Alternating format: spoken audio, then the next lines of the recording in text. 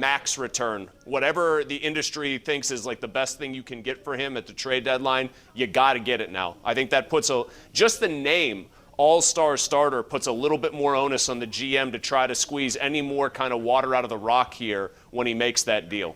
Yeah, the only bad thing about that is don't you have to be specific about who you're dealing with? There are a lot of teams in contention who don't need a starting second baseman. They may need somebody like Adam Frazier who can play a lot of positions. We've seen that. But I'm curious about who would be interested and at what price. And if it doesn't match up, do you just keep him for another year? No, I think you've got to trade him. I don't think there's anything to be gained by keeping him. I think his value is at an all-time high. What's he hitting, about 330 right now, a doubles machine, a guy in the strikeout-happy era of baseball who more often than not is going to, at the very least, put the ball in play and oftentimes in gaps. No, I think you've got to deal him. I do think his positional versatility helps because it makes the bat that much more attractive. If you're a team that needs some offense, especially at the top of the lineup, needs a guy who can get on base, who can run a little bit, then you've got a guy that you can put in different spots in the field. You don't just have to play him at second base. So I think that helps them a little bit. And no, I would not hold on to him under any circumstances. Very good chance he goes back to being a 285 or 290 hitter next year. Which ain't bad, but for purposes it's not 330 though. No, I get it. But I also, like I said, I'd be very curious to see what teams would be interested.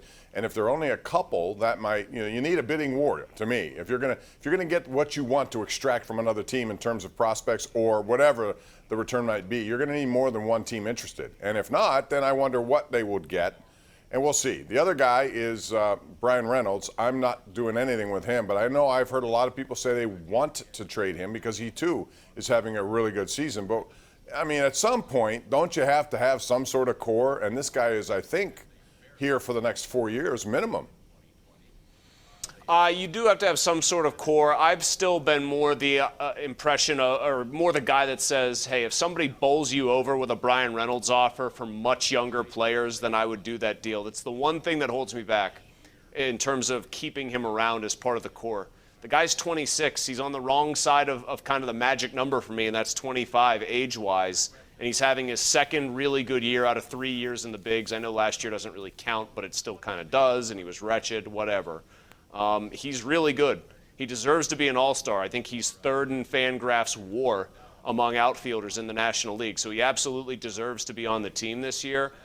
I am of the opinion, though, that if somebody comes to you who is desperate for what Brian Reynolds provides, if you're Ben Cherington and you don't listen seriously to an offer like that, if you think the return is good, then you're crazy and you're not doing your job, because your team is still, as you've heard from Cherington and how he's described his approach to this year's draft with pick 1, round 1, this team is still hard up for talent at a lot of places, and they need to stockpile it.